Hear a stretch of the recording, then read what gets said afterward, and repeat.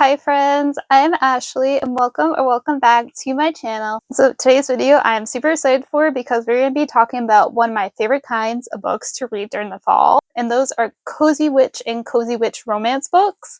So in today's video I'm going to be sharing with you 13 cozy witch and cozy witch romance books that have come out over the course of this year. And by the time I post this video, most of these books should be already out, but there are two that are on this list that might not be quite out yet, and both of those come out in September, so they'll still be out with plenty of time for you to read them during spooky season if you wish to. And most of these on this list I have not yet read, but they all sound really delightful, and so I wanted to share them with you in case you're like me and you're always looking for new cozy witch books to read during the fall. So I'm going to talk first about all the cozy witch books that are already out, and then at the end I'll talk about the other two that might not be out yet by the time this video goes up. So book number 1 on this list is The Enchanted Greenhouse by Beth Durst. So this one I own. I have not yet read it yet, but this book is by the same author who wrote The Spell Shop, which I read last year and adored. It's just a super cozy, whimsical, and delightful, warm-hearted book. And so in this one we follow our main character, Harlowe, and she ended up casting a spell to create a sentient spider plant, and by doing so, she broke the law, and as punishment, she was turned into a piece of wood. And now, though, years later, she ends up waking up alone in the cold of winter on a nearly deserted island that is just full of greenhouses. And the only other person on the island is a grumpy gardener, and he offers Harlowe a place to stay until she is ready to head back home. But as Harlowe spends more time there, she learns that something is going wrong with the magical greenhouses, that the magic that powers them is failing. And so now she has made it her mission to figure out how to fix these greenhouses. And so our story goes from there. Book number 2 is A Witch's Guide to Magical Innkeeping by Sangu Mandanna. So this one I'm actually reading right now. And this one is by the same author who wrote The Very Secret Society of Irregular Witches. And this one I absolutely adored. I loved. This was a 5-star read for me. And so I am very excited about this one, and so far it has not let me down. It has been absolutely cozy and whimsical and just a delightful read so far. So this one follows Sarah Swan, and she used to be one of the most powerful witches in their society. That is until when she was 15 years old, she ends up resurrecting her great aunt Jasmine from the dead. And so she's successful in bringing her great aunt back, but then the people who are in charge of the community find out that she has done this spell, and she ends up being exiled from the magical community because the spell was a forbidden one. And also, to add insult to injury, when she cast the spell, it used up a bunch of her magic and almost burned her out. And so now she has very little magic left. And so that happened when she was 15. And then the book fast forwards to 15 years later when she is 30 years old. And we learn that she's just been spending her days at a magical bed and breakfast that she helps her aunt run. And this bed and breakfast is special because Sarah had cast a spell on it when she still had her magical power, and that spell resulted in is that the only people that find the inn are the ones who really need it and need a safe place and sanctuary to stay. And so over the years, the inn has gathered some people that have become permanent residents of it, and so together they form like a sort of found family. And at the beginning of the book, someone from Sarah's past ends up showing up at the inn with his sister, and that person is a grumpy historical magician named Luke. Up to this point, Sarah hasn't really had high hopes of restoring her magic. She knows there might be a way, but it's complicated and seems kind of out of reach. But with Luke's arrival, it might just be possible. And so our story goes from there. So book number 3 is The Witch at the Edge of the Wood by Liz Delton. And this one is on the shorter side, being only 222 pages. And so this one, the description is rather short and precise, so I'm just going to read it. So it reads, Belina has escaped the workhouse on the hunt for one thing, the witch who can grant her wish to live a normal life. Born with silver hair and noticeably pointy ears, she's passed from workhouse to workhouse since she can remember, shunned for her mysterious heritage. But the witch's cottage she finds at the edge of the wood is abandoned. As soon as she starts making herself at home, someone else comes calling, a noble with a wish of his own. With the promise of his coin, she agrees to help him. when she starts noticing something strange about the cottage. Valina must find a way to help the noble and others who come calling, but can she help herself? And so this one just sounds like a really cute and whimsical coming-of-age story. Book number 4 is Saltwater and Sweets by K.D. Fraser. So this one again is on the shorter side at only 178 pages, and this one is available on Kindle Unlimited. So this one is described as a why choose romance that starts as a love triangle but ends with the female main character staying with both main male characters. It's a spicy, cozy fantasy romance featuring a tentacled sea witch, a red-headed mermaid, and a dark and mysterious vampire. And so our main character in this is a witch, and she runs a sweet shop, and her parents passed away a while ago, and her best friends are out traveling the world, so she is alone, and she's been feeling lonely. But then a vampire shows up, and this vampire likes to push her buttons. And then soon after that, an old flame from her past ends up showing up. And so now she's not so alone anymore, and our story goes from there. Book number 5 is Potions and Prejudice by T. Harlowe.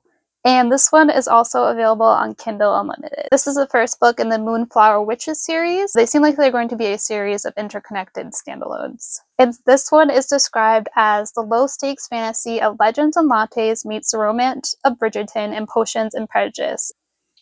A spicy fantasy romance with a grumpy sentient cottage, an anxious miniature dragon, and all the cottagecore vibes. And so this one seems a little bit like a Pride and Prejudice retelling. So our main character in this one is Elspeth Moonflower, and she's a witch, but because of a curse that her grandmother cast, none of the witches in her family can do magic until they marry. And so as a result, Elspeth and her sisters are outcasts, and so they spend their days helping their mother run her traveling apothecary shop. But one day their cart breaks down and strands them in the charming village Thistlegrove, and Elspeth's older sister meets a charming warlock who becomes smitten with her sister. But the only thing is this warlock has an insufferable best friend, and he's the love interest, and his name is Draven Darkstone. And Elspeth wants nothing to do with him, but for the sake of her sister and her happiness, she decides to try to get along with this Draven guy, and so our story goes from there. Book number 6 is An Ancient Witch's Guide to Modern Dating by Cecilia Edward. So this one is a standalone, and our main character in this one is Thorn Scarheart, who is a 39-year-old witch who is having trouble finding love in the 17th century. But then one of her potion brews backfires, and she ends up being hurtled 350 years into the future.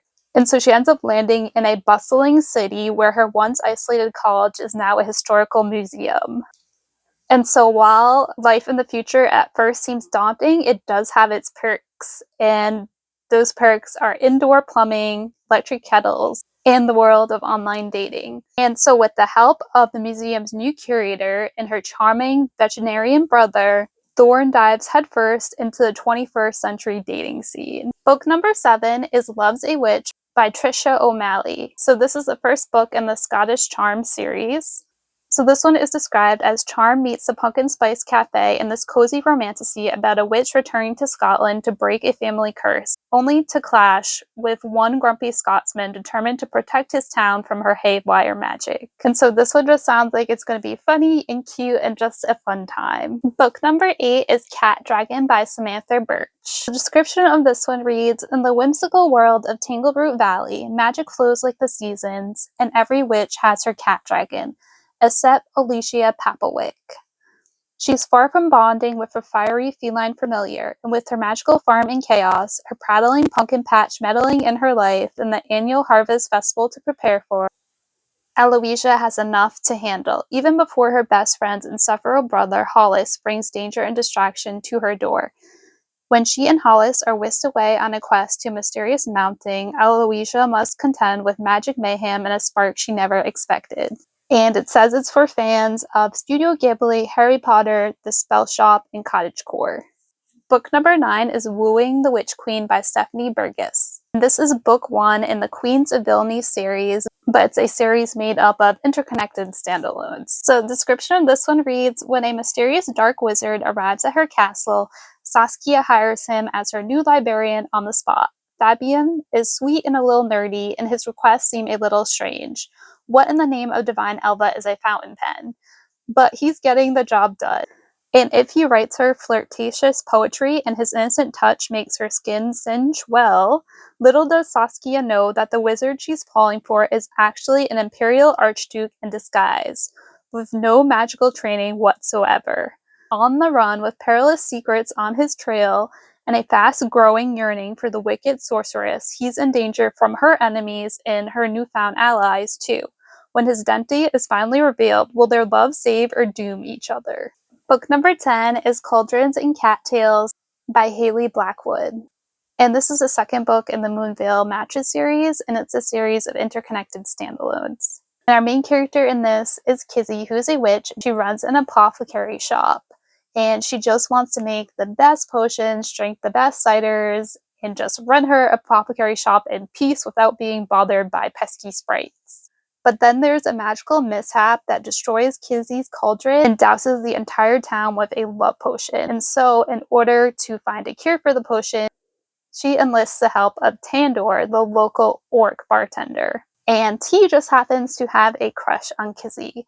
And so our story goes from there with them setting off on a journey that is sure to be full of adventure, romance, and steam. So book number 11 is The Coffeehouse Witch and the Grumpy Cat by Ariana Jade. And this one is on the shorter side at 156 pages. And this is book 1 in the Cobblestone Coven series. And this one is described as a cozy fantasy with a sapphic romance in a magical world with talking animals and lots of lighthearted banter. And so the synopsis for this one reads, down on her luck, Cassiopeia has no choice but to return to her grandmother's coffee house where she grew up. The familiar neighborhood brings back memories, both good and bad. While she tries to find her feet, she meets a grumpy cat with a secret and reconnects with an old friend in the local antique store. Everything seems to be going well, except that her magic isn't responding like it should.